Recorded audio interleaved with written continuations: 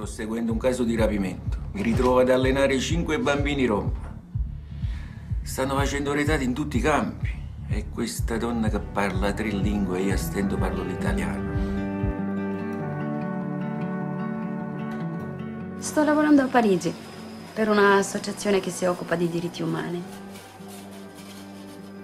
Sto bene per ora.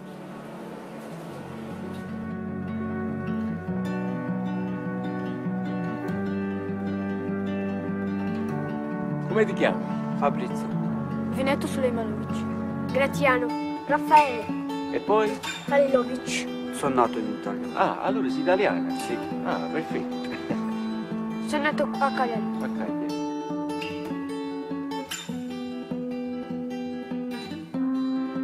Tu chi sei? Da dove vieni?